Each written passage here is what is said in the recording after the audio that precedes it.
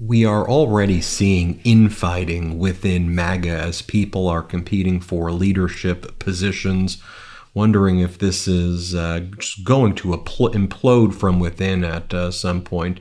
The account run by the group Anonymous, I think, puts it aptly. They write, "Organize and mobilize, create plans. MAGA psychology shows that there will be massive infighting. There will be leaks from the inside of Trump's cabinet.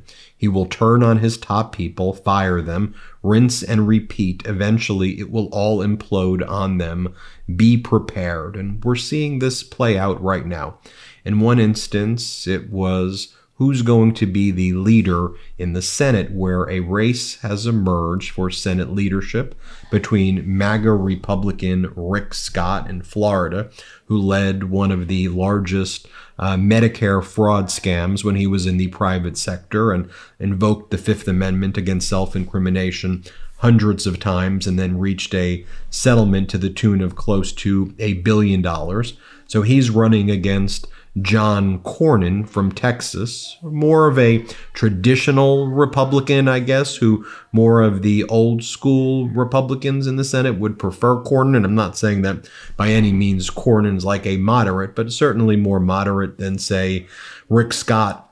So lots of people right now are out there attacking Cornyn for Rick Scott. And also you have people like Republican Senator Thune telling Donald Trump, stay away from this fight. Do not pick anybody who should be the leader right here. So we're already seeing the kind of conflicts develop here. Let's talk about that. There's lots of other conflicts developing as well that we'll cover. This is happening already, like within what, 48, 72 hours. So Senator Josh Hawley, who won his race in Missouri, he became one of the first people to publicly endorse Cornyn, and the fourth senator to endorse publicly. He writes, "I'm backing John Cornyn for majority leader. In the last 2 years, nobody has done more to win back the majority than he has. He's raised a lot of money." I don't need to read much more of Hawley's statement than that. And then in response, we've seen, people like Laura Loomer post the following. "Senator Josh Hawley is supporting Trump hater John Cornyn in the race for Senate GOP leadership. Cornyn's top strategist called Donald Trump a psychopath, and Cornyn said Trump can't win in 2024. The only MAGA choice for Senate GOP leader is Rick Scott." DC Drano, which is one of the big right-wing social media accounts, goes, "Josh Hawley just took off his mask here. Unforgivable. I was literally discussing Hawley as a contender in 2028 for president. No more if he'll endorse Rhino Cornyn, who just spearheaded the biggest gun control bill in decades, then you are a rhino." As our editor-in-chief Ron Filipkowski writes, Republicans are now on step 4. Criticizing is easy. Blaming others is easy. Making promises is easy. Getting things done that produce positive results for people are hard. All we've heard from MAGA is blame, blame, blame, blame, blame, and then make ridiculous promises that they cannot actually meet, whereas President Biden passed actual legislation that helped people. Unfortunately, I'll do a whole other video on this. We're seeing lots of people right now who are Googling, can I take my vote back? And other people Googling, like, what are tariffs? Perhaps that research should have been done before the election. And people also now finding out that indeed Donald Trump and his administration is going to deport your family. People go, it's not going to be me because I'm not a criminal. No, if there are people who are considered, here as a result of people who didn't have their paperwork, and of course people who don't have their paperwork, as MAGA Republicans refer to them as anchor babies, they'll be deported. There's a whole denaturalization plan that they have, and they're coming for you. They're coming for you. So I'm not sure why you thought that you were immune from all of that. Here is Senator Thune, by the way, a Republican, saying that Donald Trump should stay out of anything relating to the leadership fight in the Senate that's taking place right now. Here, play this clip. Is President-elect Trump involved in, does he have a chosen preference in the Senate? Do you know, Senator? And will that come into play? I don't. Well, I don't know that he does. I'm staying in regular contact with him and with his team. And, you know, obviously, if he wants to, he could exert a considerable amount of influence on that. But honestly, I think my preference would be, and I think it's probably in his best interest, to stay out of that. These Senate secret ballot elections are probably best left to senators, and he's got to work with all of us when it's all said and done. But whatever he decides to do, that's going to be his prerogative, as we know. And but I think we're going to have that election next Wednesday, and we'll have a new leader. One of the things we're also seeing as well is fights breaking out between Fox and like MAGA Mike Johnson.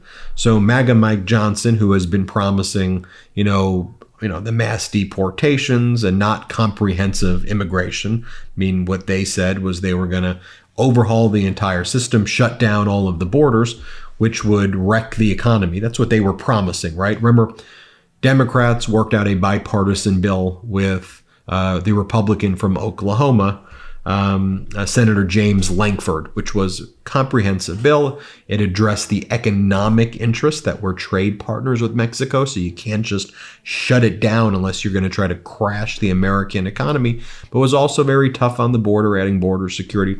But Donald Trump told MAGA to kill the bill. As our editor Ron Filipkowski says, it's easy to criticize. You want to kill bills. It's easy to do that, but actually producing results is hard. So MAGA Mike starts talking about comprehensive immigration reform on Fox, what's that code word for? It's code word for bring back the bipartisan bill that we killed, the James Lankford bill. What Fox is saying, though, is that would be a betrayal to all of us because you all said that you were going to be doing the bloody deportations and you're going to be doing shutting down the border entirely. So aren't you going to do that? Watch this interaction between Ingraham and MAGA Mike Johnson as she calls him out. It's a pretty telling moment right here. Here, play this clip.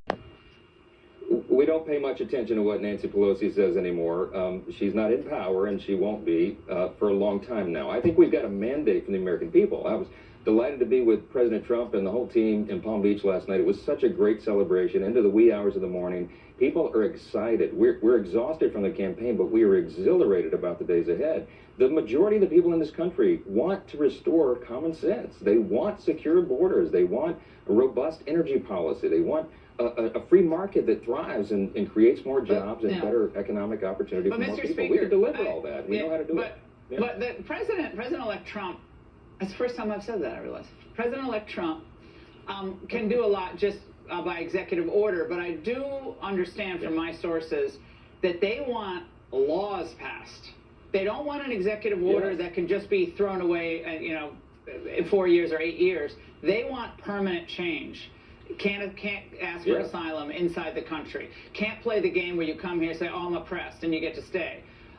He's even talked about the birthright citizenship issue, which obviously is more problematic because of the Constitution. That would require more thinking and study, but he doesn't want to just do the executive orders. Is that what your understanding is as well? Yes, and our agenda is to enact this into law. We need real comprehensive immigration reform. We've needed it for a long time. That sounds like amnesty. Commander-in-chief. That sounds like amnesty. Every time I've heard Republicans say that, it's like earn path to citizenship, and then we have 20 million, people who, get their citizenship overnight. Every time I hear that, it drives me crazy. Laura, but you can explain. No, we're talking about. No, we want to do the opposite of amnesty. If you do an amnesty program, you invite more people to violate the law. That's exactly the opposite of what we need to do. We got to begin on day one with securing the border. President Trump will issue an executive order. He has that authority under existing statutory law. But we've got to come right behind him with a robust legislative agenda. We have got to do this for the American people. Secure the border, and then turn to the catastrophe that's been created by the border being opened. It is complex, as you know. It is comprehensive. Deportation. We're going to be dealing with it for decades, but we're ready to go. Does that include deportation? Because absolutely. He won on that issue. That was a big part of this mandate. People have to leave, and they can. If they leave, they can reapply. Maybe later on.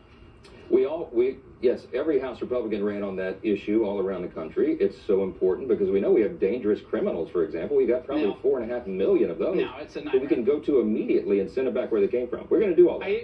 Yes or no? Are you going to grow your majority, which is already razor? And you think about the promises that are being made by these MAGAs, like here, MAGA Republican Representative Ben Klein talking about cutting $2 trillion out of the budget, which is one of the things that we were warning.